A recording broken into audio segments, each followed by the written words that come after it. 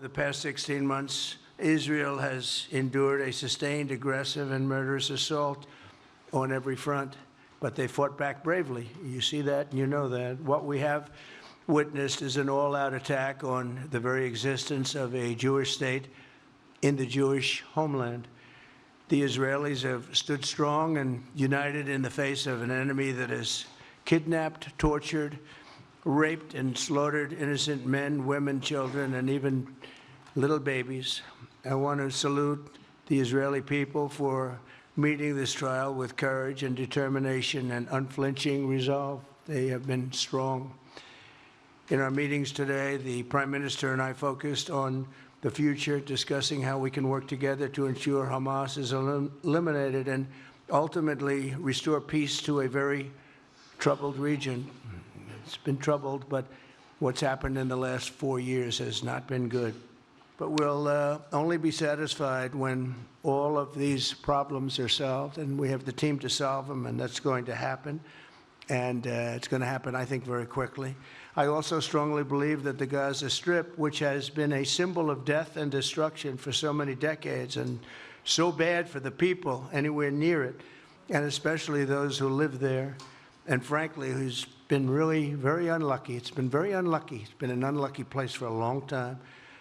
Being in its presence just has not been good, and it should not go through a process of rebuilding and occupation by the same people that have really stood there and fought for it and lived there and died there and lived a miserable existence there. Instead, we should go to other countries of interest with humanitarian hearts, and there are many of them that want to do this, and build various domains that will ultimately be occupied by the 1.8 million Palestinians living in Gaza, ending the death and destruction and, frankly, bad luck.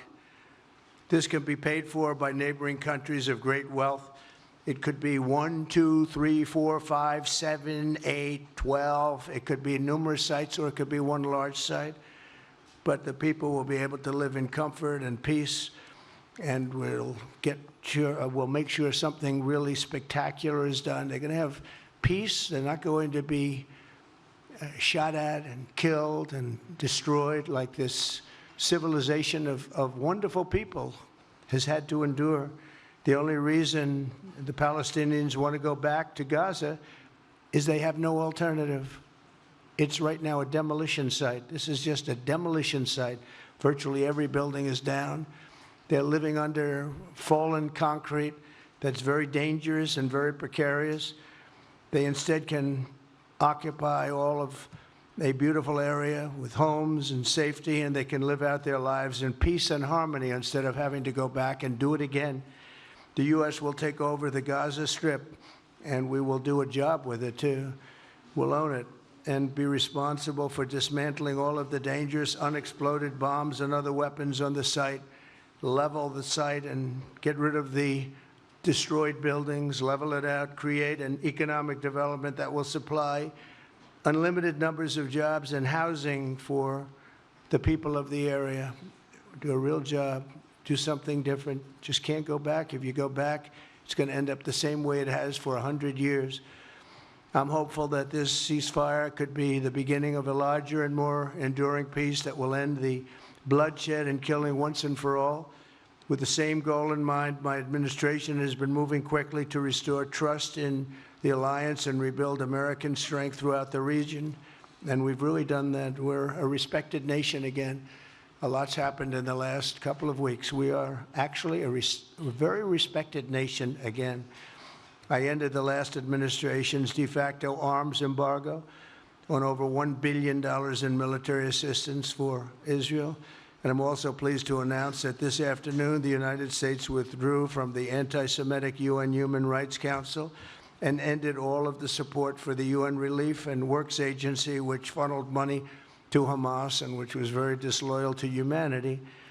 Today, I also took action to restore a maximum pressure policy on the Iranian regime, and we will once again enforce the most aggressive possible sanctions, drive Iranian oil exports to zero, and diminish the regime's capacity to fund terror throughout the region and throughout the world.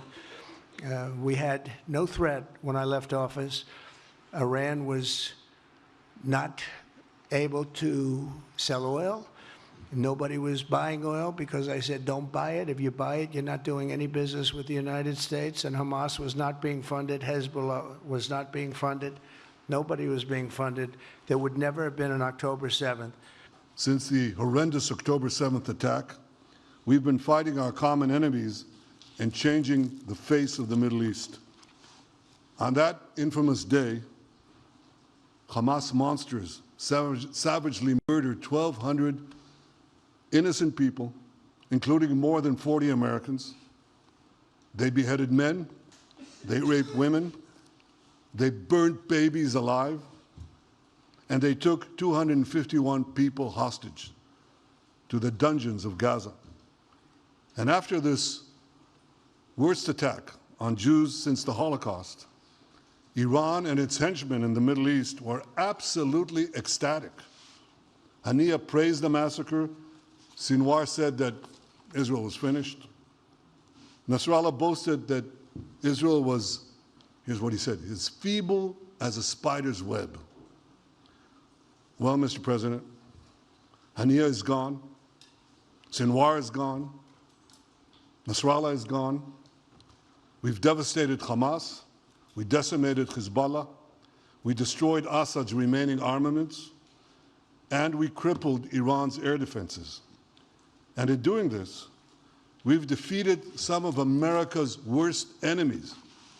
We took out terrorists who were wanted for decades for shedding rivers of American blood, including the blood of 241 Marines murdered in Beirut. We accomplished all this with the indomitable spirit of our people and the boundless courage of our soldiers. The Bible says that the people of Israel shall rise like lions, and boy did we rise. Today, the roar of the Lion of Judah is heard loudly throughout the Middle East.